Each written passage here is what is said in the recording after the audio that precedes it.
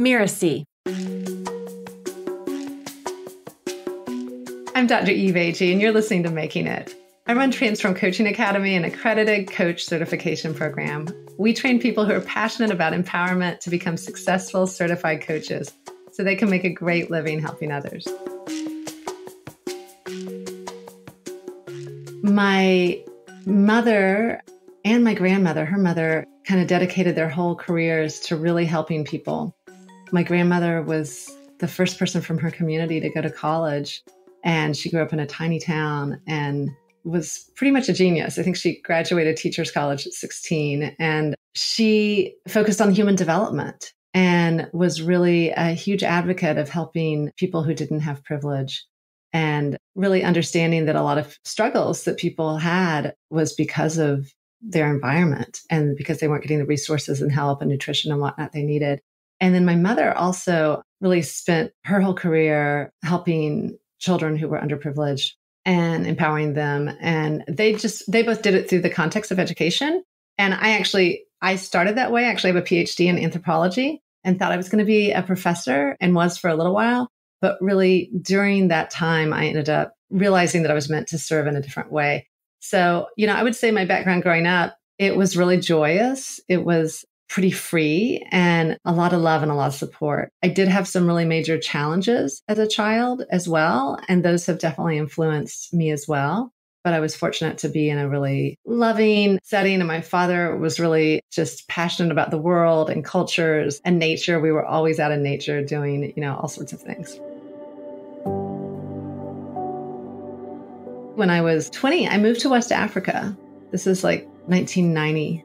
And I went to school there. I enrolled on my own. I paid for my own college and everything. So, just seeing these women, because the market in Togo is a really big market in West Africa. And it was literally the women who ran all of it, even like the very high end pieces of it. So there's this like really strong focus on women as entrepreneurs. And I found that really interesting because growing up in the States, a lot of people who were business people were men. There are women business people as well, but a lot of the women I saw were in other kinds of professions such as education or nursing or whatnot. But there was like a really strong focus on women's entrepreneurship, which I think was not the case in the West at the time.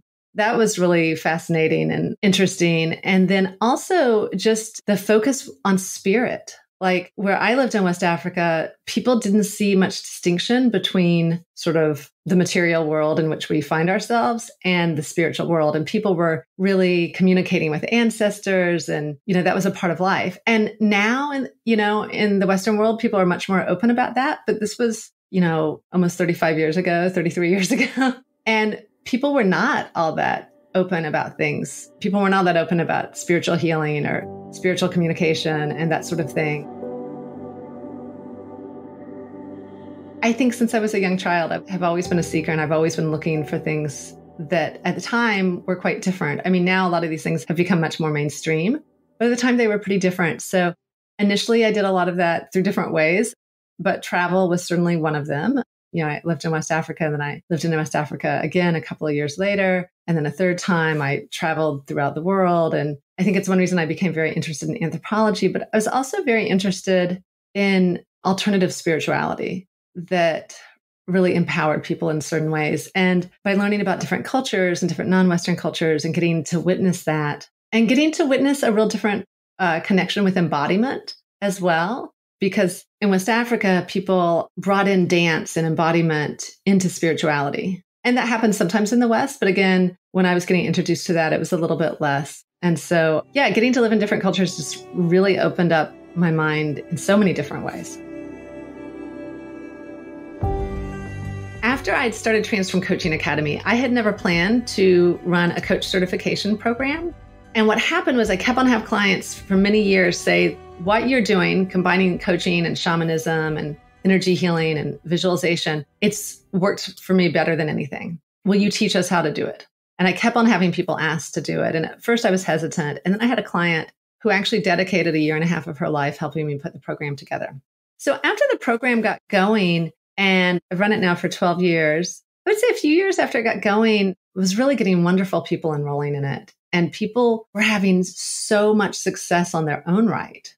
people who were becoming certified coaches. And I remember being at a retreat that I was hosting for Transform Coaching Academy, and I was interviewing some graduates and hearing the successes and the impact they were having in the world. I mean, these were people that as coaches, and some of them very new coaches, were literally helping hundreds and thousands of people and were creating great income and doing really powerful work. And I was like, wow, this has a big ripple effect. And I really started to feel that, oh, yeah, this is, this feels like I've made it. At first, I really doubted myself, I think, as many of us do when we start a business or start doing something we love. And getting that confirmation that this was really working for people was very powerful for me. And then I actually also started writing a women's health book and doing more workshops and traveling some around the country. And that was a big breakthrough for me too, getting to host retreats in different places and just, getting to connect to more groups of women. And I think that really helped me and helped me have more confidence about growing my business. I have a lot of freedom to actually take care of myself, to spend time with my family, to travel, or to do what I want. And so that's a really big way that making it has changed. It's also, for me, really helped me open up to a lot more abundance. And so I have a lot of freedom in that way as well, where, previously I really worried about finances and, making enough money, all that sort of stuff. And, like everyone, I have to work and to create that income. And now I'm very fortunate I'm in a place where I'm able to do that with a lot more ease and feel really relaxed around it. Because let's face it, we've all experienced trauma and challenges in our lives. And often it's that woundedness, and wherever that comes from, if it comes from abuse or oppression or, all sorts of different ways, when we can really heal that and then get in touch with what's most important with us, and then find the ways to make the steps to take that, it's a game changer. It's really big. So with Transform Coaching Academy and in my coaching in general, helping people do that so they can really, I think, very joyfully connect with what they truly want and set themselves free. What I would like to be remembered for, I think it's probably helping people liberate themselves and helping us find a new path forward.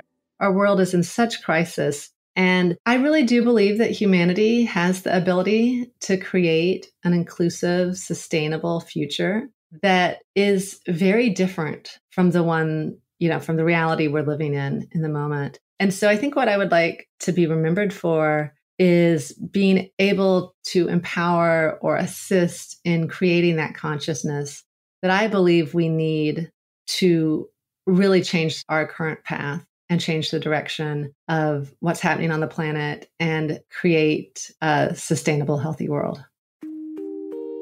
I'm Dr. Eve Agee, and you've been listening to Making It. You can find me at transformcoachingacademy.com. Join me for Are You Meant to Be a Coach? Free masterclass on February 2nd.